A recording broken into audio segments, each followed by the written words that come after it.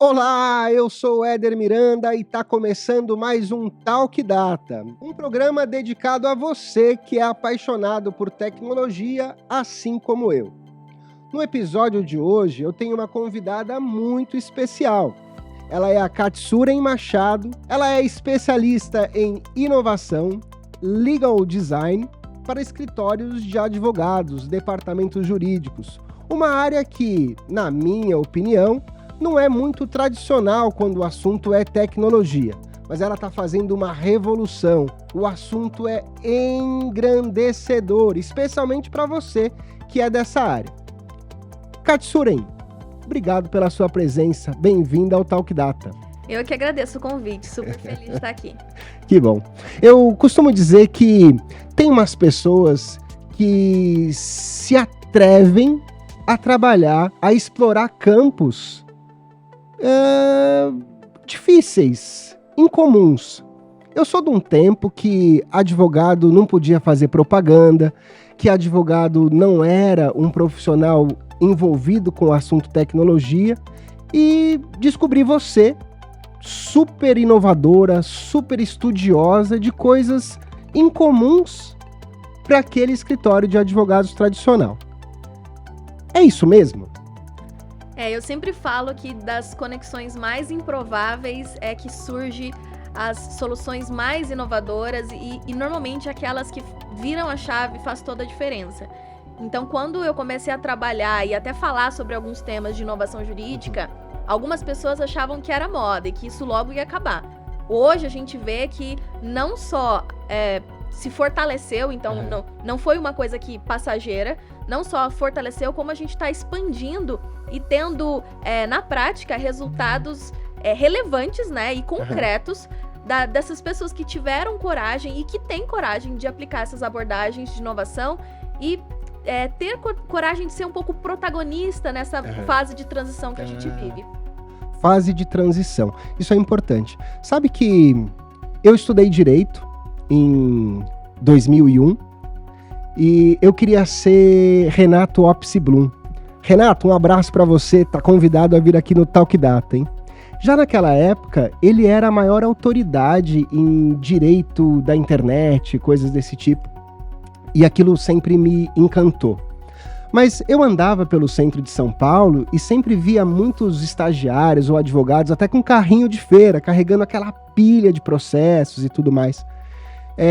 E ouvi dizer, tô fora desse mercado há algum tempo, que isso não existe mais. Como é que está hoje a tecnologia nos escritórios de advogados, nos departamentos jurídicos? Bom, o Renato ele é uma referência, né, desde lá atrás e continua sendo uma das principais referências, tanto em direito digital quanto em proteção de dados. Super admiro ele como profissional e acompanho o trabalho dele. E hoje essa coisa do papel acabou, né? Então, assim, a pandemia, antes da pandemia já tinha começado esse movimento, né, de tornar os processos eletrônicos, da diminuição de papel, de documento, de tudo isso que a gente guardava, né? Eu lembro que lá, há uns anos atrás, sei lá, 10 anos atrás, quando eu estagiava, era dentro dos escritórios, a gente tinha arquivos e arquivos cheios de pastas com documentos, e isso hoje já não existe, né? E com a pandemia isso acelerou muito. Então a gente caminha para um outro cenário hoje mais digital, onde há um super cuidado, não só com essa questão de sustentabilidade, mas também com a proteção de dados, porque é um risco muito grande você ter ali documentos de clientes e papéis que podem ser acessados facilmente por qualquer pessoa, né, e colocar em risco não só clientes, como profissionais do escritório, etc.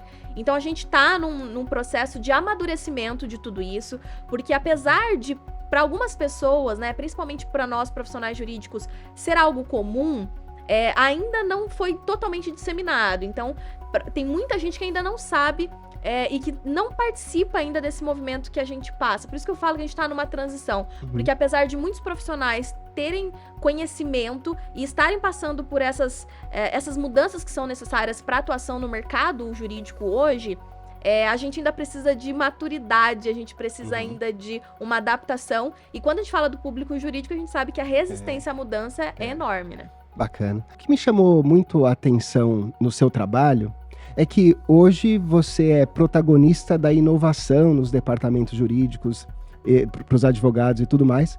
Só que você já atuou como advogada. Aliás, você é advogada formada. Então, você entende os bastidores, você entende o dia a dia, você sabe bem como é que isso aconteceu. Conta pra gente, Katsuren, como é que foi essa sua transição da advogada tradicional, do contencioso, para hoje protagonista da inovação? Legal, isso veio muito de um inconformismo. Quando eu entrei para a faculdade de Direito, eu tinha como propósito, né, contribuir para transformações que realmente gerassem impacto na vida das pessoas. E aí, ao longo da faculdade, eu fiz estágios em órgãos públicos, em escritórios, então eu conheci todos os lados da moeda, digamos assim. E aí, quando eu me formei, né, eu tive meu escritório, atuei como advogada por pouco tempo e vi que não era o que eu queria fazer. E aí eu morei um tempo fora do país, morei 1 ano e pouco em Portugal. Lá eu atuei em áreas administrativas, não necessariamente com o jurídico, mas eu fiz questão de entender como que eram as coisas lá fora. Então, e voltando para o Brasil, eu falei, eu não me via mais atrás de um computador o dia todo peticionando. E como eu tive sempre uma veia muito da comunicação, de contestar o status quo, que é muito da minha personalidade, eu fui buscar o que estava rolando de novo. Foi quando eu entrei de cabeça nesse mundo da inovação jurídica. Porque eu acho que a gente só vai realmente ver valor e ver o impacto sendo, de fato, gerado ali quando a gente começar a contestar processos e padrões que são muito engessados e que já não fazem mais sentido para o contexto atual. Pô, tô de fora, tá bom? Não tô no dia a dia desse negócio aí do escritório. Mas eu não consigo ver muito processo. Eu sou cliente, chego lá no escritório, conto a minha história, minha causa, o advogado peticiona, como você bem falou, manda pro juiz e daí é só esperar. Quer dizer, acabou o processo. É tudo muito simples, não tem complexidade nenhuma nos escritórios de advogados e nos departamentos jurídicos. Tô certo? Não. Não é possível. Tá totalmente errado. Porque hoje o papel do profissional jurídico, eu vejo ele mais como um parceiro estratégico do que como um prestador de serviço, só que vai lá, você chega com um problema, ele peticiona, manda pro judiciário. O judiciário tem um problema gigante, né, da extrema judicialização de questões que poderiam ser resolvidas com outras abordagens, como, por exemplo, a mediação e conciliação. Então, às vezes, é papel do advogado ouvir o seu problema e tentar te ajudar a resolver isso, muitas vezes sem envolver o judiciário, às vezes através de acordos ou de planejamento para que isso não o torne um problema ainda maior. Por isso que eu vejo hoje o profissional jurídico mais nesse papel consultivo do que no contencioso. E é muito, e é uma questão de educação mesmo, cultural, porque as pessoas esperam as coisas acontecerem para depois resolverem. E hoje o profissional jurídico ele precisa ter um conhecimento amplo para ele atuar como essa pessoa que evita que a bomba exploda, né? Porque daí lá o custo é muito maior para todas as partes envolvidas. E mesmo nessa jornada que você falou de problemas que precisam ser judicializados, tem muitas coisas que a gente pode fazer. Então não é incomum hoje a gente ter em escritórios psicólogos, cientistas de dados, profissionais da área de design, porque às vezes você vem com um problema da sua empresa que é necessário judicializar, mas até que a decisão saia, que às vezes demora algum tempo, a gente pode minimizar os impactos com a atuação multidisciplinar de outros profissionais. Nossa. Então, há outras coisas que a gente pode fazer, né? Então, é uma questão de entender, de fato, a jornada do cliente, qual a dor e desafio que ele enfrenta, para assim ajudar ele de uma maneira mais... Agora você falou startupês, né? Tem que entender a jornada do cliente. E falar de jornada do cliente dentro de um escritório de advogados, para mim, parece surreal. É aí que entra o legal design? Sim. O legal design é uma abordagem de inovação dentro do direito que visa resolver problemas complexos utilizando integração de conhecimentos, que não necessariamente envolve tecnologia. Às vezes, o simples mapeamento da jornada do cliente, entender quem é a sua persona, coisas que os advogados nem conhecem, né? A maioria deles. Mas você entender quem é a sua persona, que é o seu público de interesse, né? Quais são os maiores dores e desafios e pensar em como você pode gerar valor em todas as etapas de relacionamento com esse cliente, né? Isso é muito importante. E eu aprendi muito isso conversando com a galera de startup mesmo. Porque na startup a gente não tem muito tempo, então tem muitos MVPs, né? Aham. E dentro do jurídico a gente não tinha até então essa cultura. Hoje já se fala mais sobre isso. Porque esperar, né, um processo inteiro acontecer para depois a gente corrigir? Vamos testar pequeno, vamos começar com algumas experimentações. E o legal design prega muito isso. A gente ser mais eficiente, mais efetivo dentro do contexto jurídico, utilizando de abordagens de inovação, de muita experimentação e principalmente com foco na pessoa. E quando eu falo cliente, o cliente pode ser o juiz. O cliente pode ser o seu cliente final ali, pode ser uma empresa, pode ser uma pessoa física, pode ser um colaborador. Você falou muito agora sobre o processo da jornada do cliente. Quer dizer, o cliente já chegou e deixa eu trabalhar, deixa eu melhorar a experiência que ele tem. Há também aplicação do legal design numa espécie de marketing. Aliás, eu sou de um tempo que advogado não podia fazer marketing, propaganda e tal. E hoje a gente tem rede social, a gente tem, enfim, todo esse conteúdo rico, né, à disposição da gente. Como é que tá a aplicação do visual, do legal design, nesses processos de marketing dos escritórios e departamentos jurídicos? Ele ajuda porque quando a gente fala de legal design, a gente está falando de fazer o design de qualquer produto ou serviço que pode envolver ou não tecnologia para atender melhor o nosso público.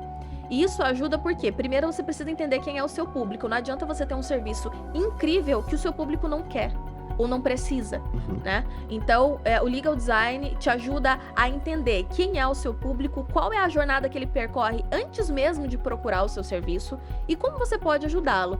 E falando de marketing jurídico, há muitas possibilidades, como, por exemplo, esse canal de podcast, de produção de conteúdo, é um canal muito legal para você começar relacionamento com os seus clientes. Porque muitas pessoas têm dúvidas e acaba buscando informação e não acha. E se você é a pessoa que compartilha conhecimento, você já começa uma relação, um vínculo ali de confiança.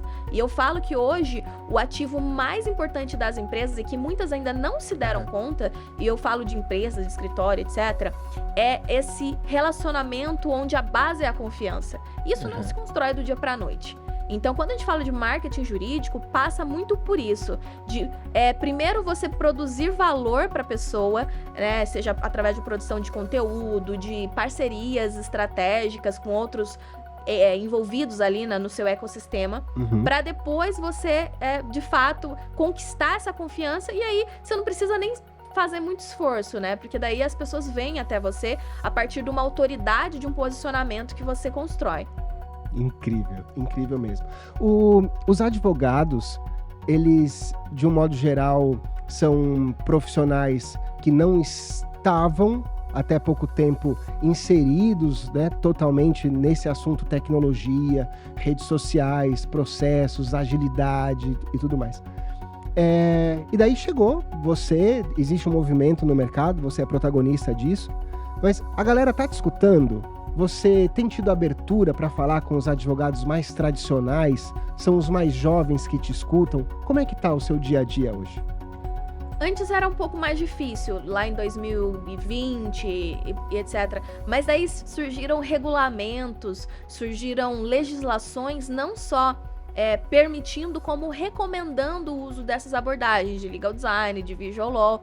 Eu acho que o ápice foi quando o ministro Fux falou lá no meio da sessão sobre o legal design. Inclusive, tem projetos dentro do STF que é aplicada essa abordagem para comunicação e etc., para preparar alguns materiais e comunicar alguns julgados. E aí, a partir desse aval, né, da autoridade máxima do país, as coisas começaram a mudar.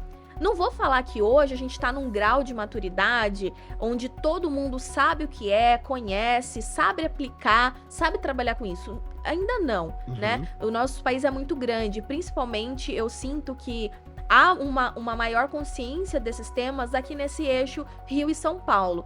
Quando a gente vai para outras regiões do país, ainda há uma carência de conhecimento, de pessoas que falem sobre o tema, que trabalhem com o tema, Mas a gente hoje já tem um cenário muito melhor do que há, sei lá, 2 anos atrás.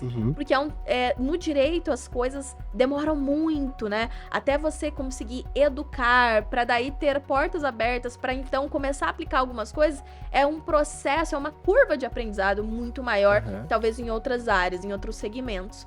Mas hoje a gente vê já muitos escritórios, e eu acho isso muito importante, grandes escritórios se posicionando em relação a esse tema. Então, eu vejo assim, se grandes escritórios se posicionam, os menores começam a olhar e falar, poxa, eu acho que isso tem algum sentido. Isso faz algum sentido, então eu vou ouvir com mais atenção a isso. Então, há algumas resistências ainda, mas eu tenho amigos que dão aula em faculdade de Direito, então tem gente jovem, é incrível, né? As pessoas acham assim, eu acho que os jovens já estão mais habituados com isso. E eu conversei com uma amiga que dá aula no Mackenzie essa semana, e ela disse, Kati, tem alunos da faixa dos 20 anos ali, que a gente vai falar sobre legal design, eles falam, legal o quê? Nunca ouviu falar. E aí, então tem muito desses dois contextos. Tem o pessoal jovem que tá antenado e que tá buscando se atualizar, porque a faculdade de Direito não prepara o profissional para o mercado, para a vida real. E ele sabe que ele precisa buscar fora da faculdade outros conceitos e outros conhecimentos. E aí, de outro lado, tem aquele profissional que precisa se mostrar relevante, que tem aí uma carreira de 20 anos, ou às vezes mais. E como que ele se mantém relevante no mercado cheio de inovação?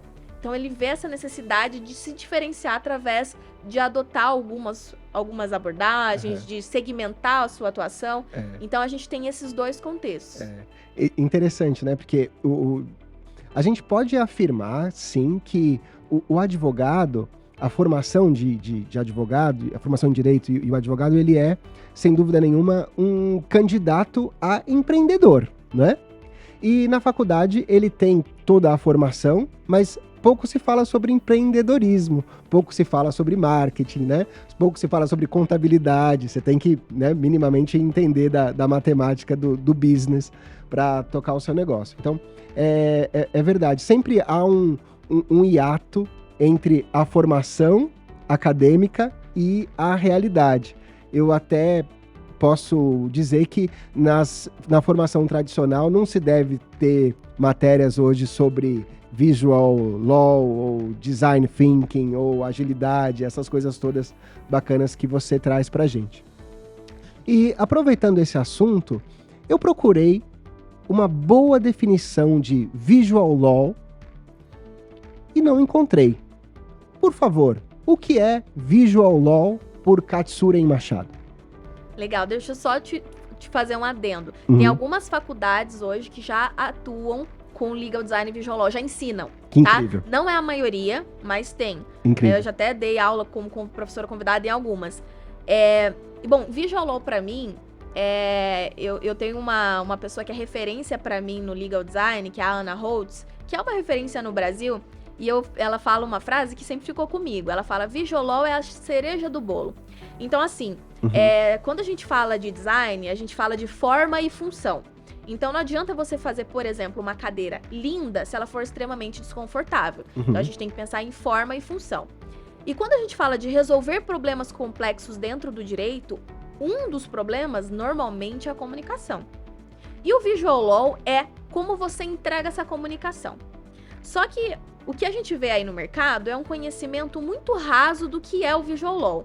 Então, o que eu vejo muito por aí? O pessoal pega um contrato, como se usa há 40 anos, pelo menos, e só usa o manual de marca para acrescentar alguns elementos visuais e acha que isso é visual law. Exatamente. Então, começa com um trabalho muito grande antes disso.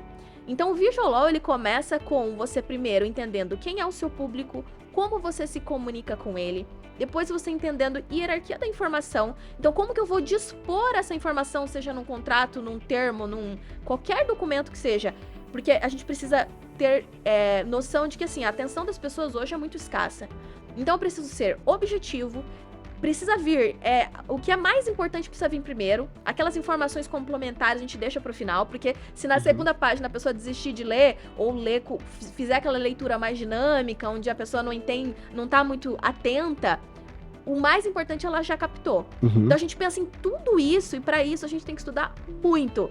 Neurociência, eu até cheguei a estudar um pouco de antropologia, psicolinguística e tudo mais, para entender como que eu posso captar atenção e construir essa informação. E aí na fase final que a gente vai para vamos colocar um ícone, vamos colocar um gráfico, vamos colocar a marca de escritório aqui para ficar um documento com layout agradável. É só no final. Então, Visual Law é muito como você empacota essa informação e entrega para o seu usuário, que pode ser um juiz, no caso de petições, pode ser uma pessoa física, no caso de contratos, né?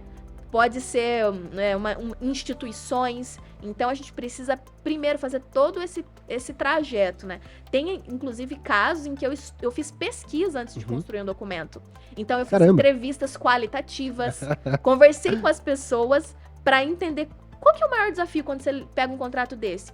Katsuri, eu nunca entendo essa cláusula aqui, ó. Eu não entendo nada que tá falando aqui. Eu peço pro meu primo, pro meu tio que é advogado ler, depois eu assino, porque eu nem leio. Aí eu falei, entendi, como que a gente pode dispor isso? Então teve contrato que eu desenhei, que eu fiz um fluxograma, desenhei literalmente a informação ali para que a pessoa pudesse ter autonomia. Porque quando a gente fala dessas abordagens de inovação, não é por modismo ou porque a gente quer ser, sei lá, especial. Não, é porque a gente tá falando do acesso à justiça no sentido amplo da palavra. Profundo. Profundo. Então, como que a gente vai dar autonomia para as pessoas tomarem decisão se elas não entendem? É traduzir o juridiquês, né? Exatamente. Ou popularizar o juridiquês, enfim. O juridiquês assusta os leigos, sim, não é verdade? Sim. E acho que o Visual Law vem também para ajudar nesse contexto, você não acha? Com certeza, porque as pessoas, elas se sentem cognitivamente, tudo que é desconhecido, a gente fica com o pé atrás. Então, quando tudo que é desconhecido, novidade, faz com que a gente fique receoso, que traz uma insegurança. E quando a gente fala de relações toda relação normalmente começa com a assinatura de algum documento. E aí você estabeleceu um primeiro contato com o seu cliente, seja ele qual for, e isso fica no subconsciente dele, né? Esse momento de tensão. Isso já começa uma relação ali deixando a desejar, né? E a gente tem a mania ruim, né? De registrar mais experiências negativas do que positivas. Então, às vezes você pensa num produto maravilhoso, um serviço maravilhoso, mas aí esse momento é tão tenso, às vezes é tão burocrático, que é o que fica marcado nesse relacionamento com o cliente. Aí não adianta nada o que você fizer depois, porque a gente tem vieses cognitivos onde a gente, muitas vezes por conta de uma má impressão, de uma primeira má impressão, as outras coisas se tornam menos relevantes. E o contrário também é verdade. Às vezes uma primeira boa impressão, às vezes por mais que você pise na bola um pouquinho depois, isso tem um peso muito menor, porque o que ficou registrado no início foi essa boa experiência. E isso me fez lembrar, por exemplo, uma relação que eu tive com um escritório de advogados, onde eu procurei para resolver um litígio e fui bem atendido. Mas depois o negócio demorou tantos anos para ser tramitado, julgado, e esse tempão todo eu fiquei no escuro, quer dizer... Então, a primeira impressão foi ok, boa, depois caí aparentemente num esquecimento, né? E só depois de 5, 6 anos é que, ok, resolveu, tá tudo certo, isso aqui. Então, esse lance aí do Visual Law, do design e tal... pode ajudar os escritórios, os departamentos a manterem algum ponto de contato frequente com o cliente, quer dizer, a implantação de um CRM ou uma coisa desse tipo, né? Acho que tá nesse contexto da inovação também, não tá? Com certeza, porque imagina, né? É como se você soltasse a mão do seu cliente e ele fica sem receber nenhuma notícia, e isso é muito ruim, né? E se você quer se manter na mente do seu cliente de uma maneira positiva, você precisa regularmente manter um contato ali, ainda que seja cada 2, 3 meses. Mas olha, hoje a situação do seu processo é essa, né? E assim, isso é legal porque se o seu cliente mantém você na memória, se ele tiver um outro problema, ele vai te procurar. Se um vizinho, um colega relatar um problema, ele vai te indicar. Então, isso é muito importante. Por isso que eu falo que quando a gente fala de custo de aquisição do cliente, né? De CAC. Olha, a galera vai me matar eu falando de CAC pro jurídico. Mas quando a gente fala de CAC, é muito mais barato, né? Muito mais produtivo você manter e tratar muito bem os clientes que você tem na sua base do que você ir atrás de novos. Nós estamos aprendendo juridiquês com eles e estamos ensinando startupes para a galera do jurídico. CAC, LTV e tudo mais. Muito bom. Ô Katsuren, tem um lance que é provimento 205. Falamos aí de aquisição do cliente, jornada e de se manter na memória, né, do cliente. Disse lá no começo que, na minha época, quando eu trabalhei mais ativamente com os departamentos jurídicos, propaganda era absurda, não podia e tal. E agora tenho a informação de que a OAB, através do provimento 205, regulamentou as ações, o marketing para os escritórios de advogados. Falamos de startups, quer dizer, todo negócio precisa de crescimento.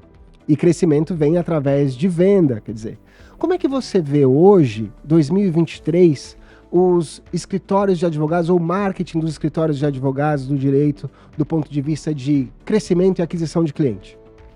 Uma coisa que é nova para escritórios de advocacia e que eu tenho atuado assim, muito forte, seja contribuindo com consultorias ou até mesmo trocando ideia mesmo, porque a gente está num ambiente de construção. Eu acho que ninguém é muito especialista nessas inovações, mas algo que é novo é essas áreas de novos negócios, né, de desenvolvimento de negócios dentro de escritórios. Se a gente falasse disso, sei lá, 5 anos atrás, era uma loucura. Mas é plenamente possível hoje, porque há muitas formas de a gente ir aonde esse cliente está e mostrar que nós podemos ajudá-lo, né? E isso passa pela produção de conteúdo, pode passar pela presença em alguns eventos que são estratégicos. Então, assim, se você trabalha com indústria, por que você não tá em eventos, né, onde essa galera tá, para você mostrar que você pode ajudar, né? Que você resolve alguma dor. E você produzir conteúdo, você mostrar que você resolve alguns problemas, isso é possível através de estratégias, claro, que não são, digamos, aquela publicidade muito direta que a gente que a gente conhece. Arrasta pra cima. Exatamente, se arrasta pra cima. Então tem muitas estratégias, parcerias com outros entes do mercado, né? A gente pode fazer eu falo muito em palestras que a gente pode ser criativo, né, na conquista desses clientes. Então, tem hoje áreas que são todas estruturadas para essa parte de marketing jurídico e de desenvolvimento de negócios. Porque o marketing jurídico é para você atuar com novos clientes, novos leads.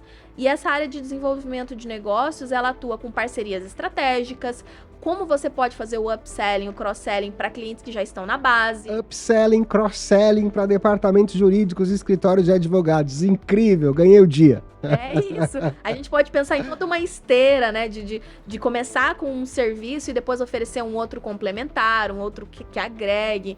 Então, tudo isso é possível de maneira muito, claro, respeitando algumas diretrizes que a gente tem, mas é plenamente possível. Incrível.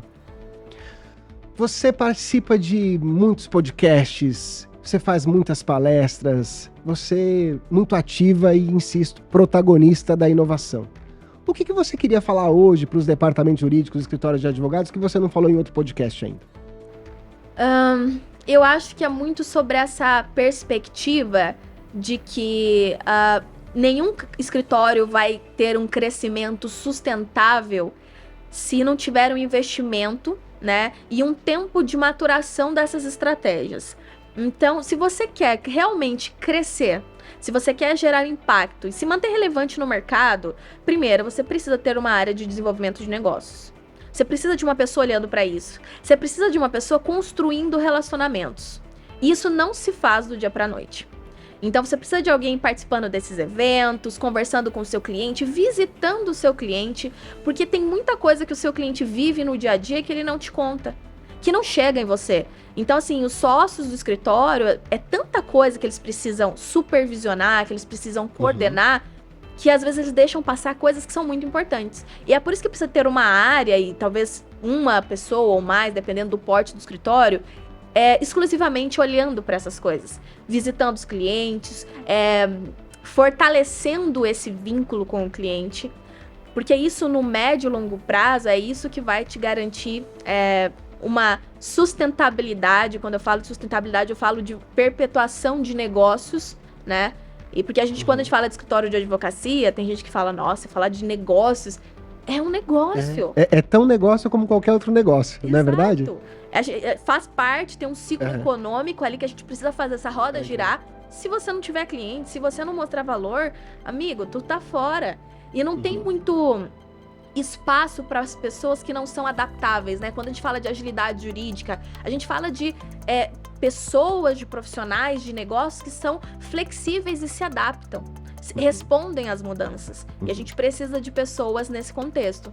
Então, eu acho que é muito importante hoje que escritórios tenham essas áreas, né?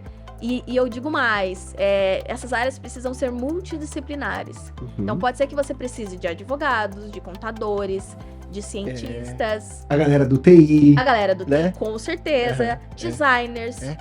Você falou, inclusive, no outro podcast do Bittencourt, você falou que você estava presenciando escritórios de advogados contratando muita gente ou sendo geridas por pessoas que não tinham OAB. Quer dizer, não necessariamente o paralegal ou o formado em direito, mas o escritório tinha UX, CX, CS, devs e tudo mais. Quer dizer, é isso mesmo? É uma realidade essa parada de escritórios de advogados são empresas de tecnologia tanto quanto outras empresas de outros setores? Eles podem ser, né? É claro que tem muitas restrições ainda e a gente tem um debate muito regulatório sobre isso, sobre o quanto que a gente pode ter dentro do quadro aí outros tipos de profissionais que não advogados. Então, por exemplo, hoje uma pessoa que não é advogada, ela não pode ser sócia de um escritório de advocacia. Entretanto, tem equipes, né, lideradas e formadas por vários tipos de profissionais. E isso é muito interessante, porque veja lá, se você é um escritório que atua no direito criminal, as pessoas que chegam lá, elas viveram traumas, né, situações muito conflitantes. Imagina se você tem uma equipe multidisciplinar, que a pessoa chega lá, ela é atendida em todos os aspectos. Então, você, advogado criminalista, tem um psicólogo, tem alguém relações públicas, porque se a gente tá falando com influencers, com pessoas muito importantes, né? Então tem alguém ali de relações públicas pra trabalhar a comunicação e com os meios, as mídias sociais, etc, pra ajudá-la a enfrentar essa fase, esse momento. Imagina se você tem uma equipe toda montada pra atender essa pessoa. Essa pessoa nunca mais te abandona, porque ela te vê como alguém que não tá ali só pra cobrar um honorário, mas tá alguém ali que tá como parceiro mesmo, pra ajudá-la a passar por essa dificuldade, por essa etapa e agregar valor na vida dela. Porque no final das contas, somos todos pessoas servindo pessoas, trabalhando com pessoas. Então o aspecto humano, ele precisa ser ele precisa ser colocado nessa equação. Então, escritórios que têm esse mindset são os escritórios que hoje são referências, né? Não é à toa que o escritório do Renato tem uma área inteira só para legal design, para inovação. E eles olham e cuidam muito disso. Pô, incrível. Você sabe, a Unodata, ela tem um produto, uma plataforma de proteção de dados que protege os negócios contra todo tipo de catástrofe, invasões, ransomware e tudo mais. E eu fico imaginando aqui, enquanto ouço você, a quantidade de dados que são produzidos diariamente nos escritórios de advogados. E como a privacidade, a segurança é um tema importante, relevante nesse contexto aí. O que você sabe, o que você tem ouvido sobre a preocupação dos escritórios brasileiros com relação à Lei Geral de Proteção de Dados, a LGPD? É um assunto super importante, principalmente por conta de, mais recentemente, alguns dos grandes players do mercado terem sido multados, né, com multas aí milionárias, por conta de vazamento de dados, compartilhamento inadequado de dados pessoais. Então, é algo que a gente precisa ter muito cuidado. E, sem dúvida, alguém que oferece esse tipo de suporte Eu acho que assim, como. Não tem como você ter um escritório sem um contador para cuidar do financeiro, sem uma pessoa da área de desenvolvimento pessoal para contratar talentos. Não tem como ter um escritório, uma empresa, sem alguém para olhar para os dados. Porque envolve o relacionamento com o cliente, com parceiros. E hoje, com o tema ESG tão em alta, você precisa cuidar, porque tem parceiros que não se relacionam, não contratam serviços se você não tiver todo um processo muito bem estruturado e oferecer algumas garantias de que você olha para essa questão da proteção de dados, né? Então, esses dias eu estava conversando com uma pessoa que é muito forte nessa área de ESG, e ela fala que as pessoas elas vão se preocupar com tudo isso por conveniência, por constrangimento. Conveniência, são 3 Cs. Ela fala conveniência, constrangimento e um último que eu esqueci agora. Mas assim, no final das contas pelo amor ou pela dor, você vai precisar olhar para isso. Muito bem. Katsuren, você sabe também que a maior audiência que a gente tem no Talk Data é do jovem, 18, 24 anos, que está começando no mercado. E, puxa, Éder, mas você fala de tecnologia, de TI, e trouxe aqui alguém para falar sobre departamentos jurídicos. Quer dizer, a tecnologia, ela não é só para o dev, para o desenvolvedor, para o micreiro, como a gente falava. Mas a tecnologia, ela está inserida em todas as áreas, na contabilidade, na administração, no marketing. Todo mundo tem que saber de tecnologia, e acho que esse contexto é importante para a gente. O que você diria para o jovem que assiste a gente agora e que quer entrar no negócio de inovação para os departamentos jurídicos? Qual é o conselho que você dá? Eu acho que tudo acaba no jurídico, né? Então, assim, qualquer problema que aconteça na empresa sempre acaba no jurídico. Então, a gente precisa ter essa consciência de que o jurídico ele é muito estratégico, e o jurídico ele precisa atuar muito em conjunto com as outras áreas.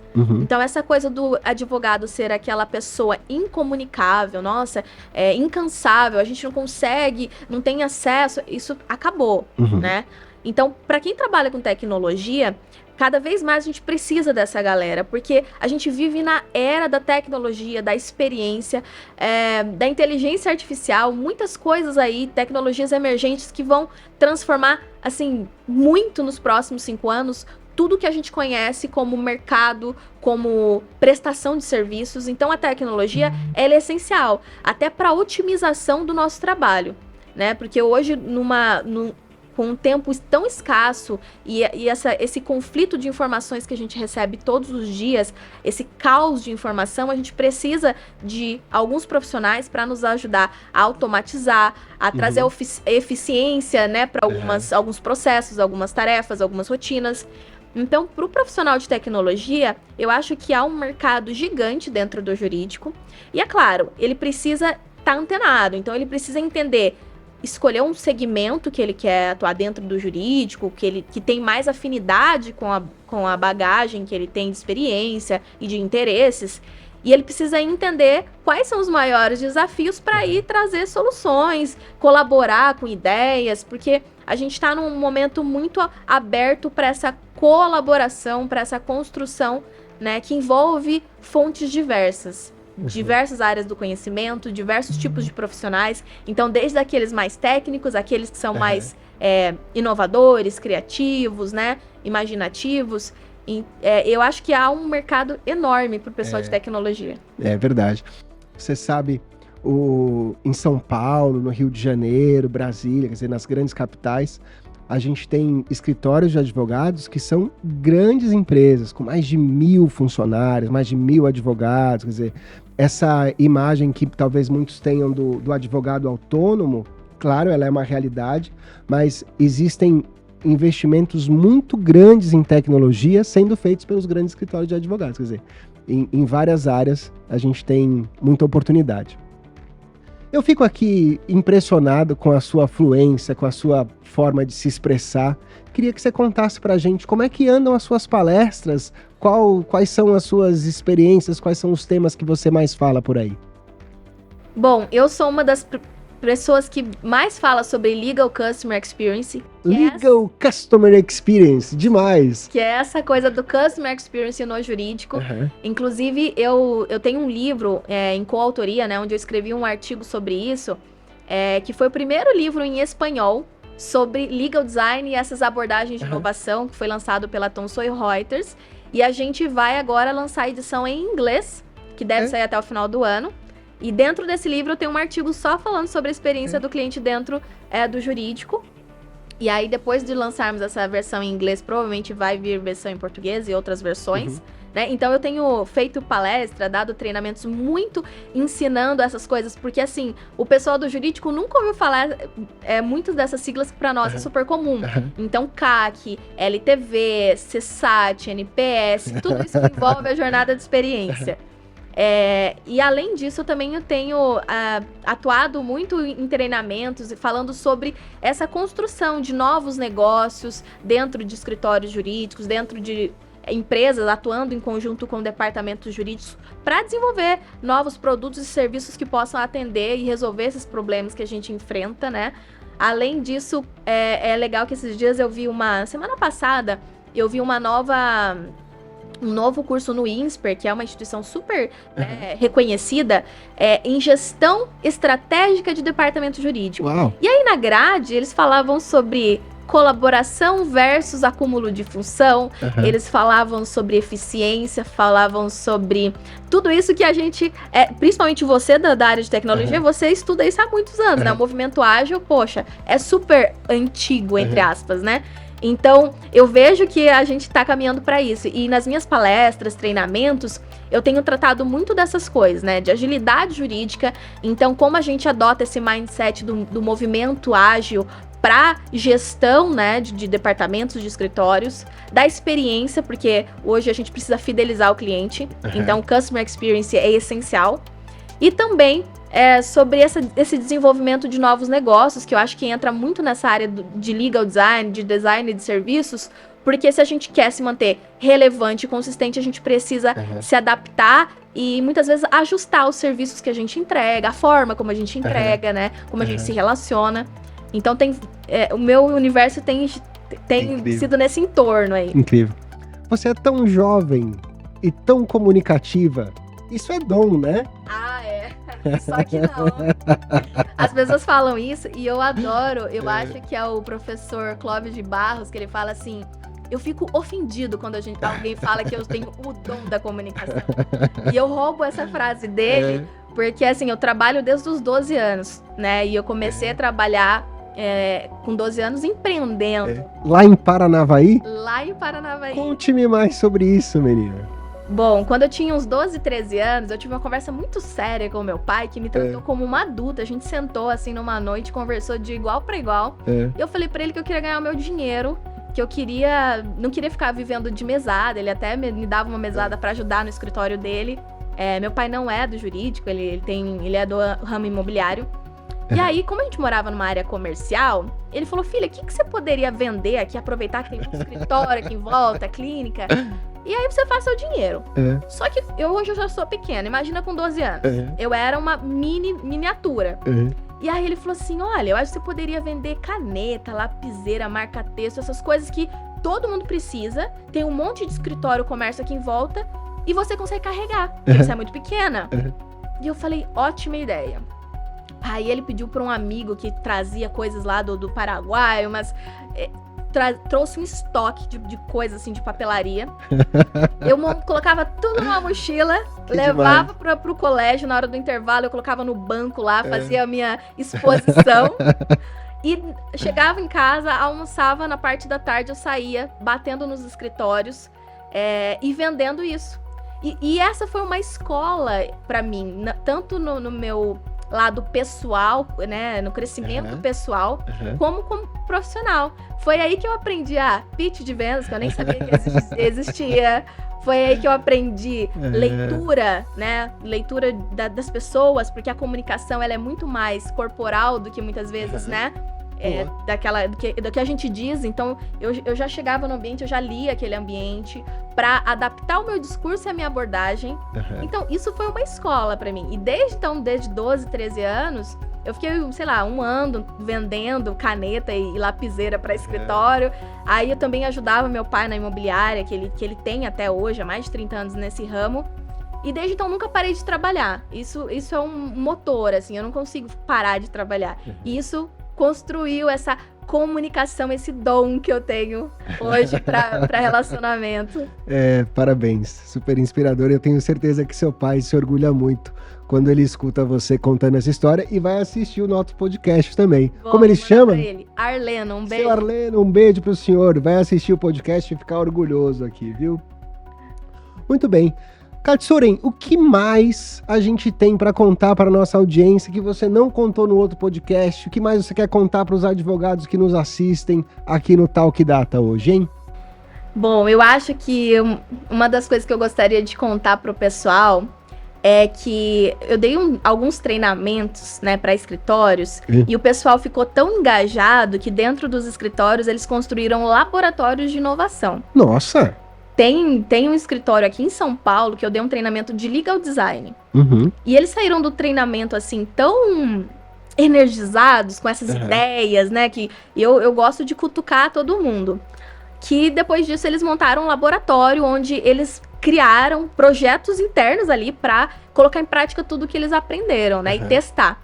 E eu acho que na vida, a vida é um grande laboratório. E a gente precisa adotar esse mindset de experimentação, né, de sermos eternos aprendizes. Então é algo que eu acho muito importante compartilhar e que as pessoas tenham em mente, é que nem sempre a gente vai acertar. Mas se a gente não arriscar, a gente corre o risco de ficar nessa inércia e tem muitos problemas que a gente enfrenta que não há precedentes. Então, assim, é mais confortável você não arriscar? É mais confortável, mas isso não vai te levar para o próximo nível, isso não vai te levar para uma posição de protagonismo, né? E de construir um impacto relevante. Então é muito importante isso. O Bittencourt, que é esse podcast que você mencionou que eu participei, ele é um dos meus mentores, assim, não só profissionais, mas de vida mesmo. E ele me deu um apelido, ele me chama de testadora. Porque quando eu falo pra ele assim, Marcos, eu fiz tal coisa, não deu muito certo, ele... Não é que não deu muito certo, você testou.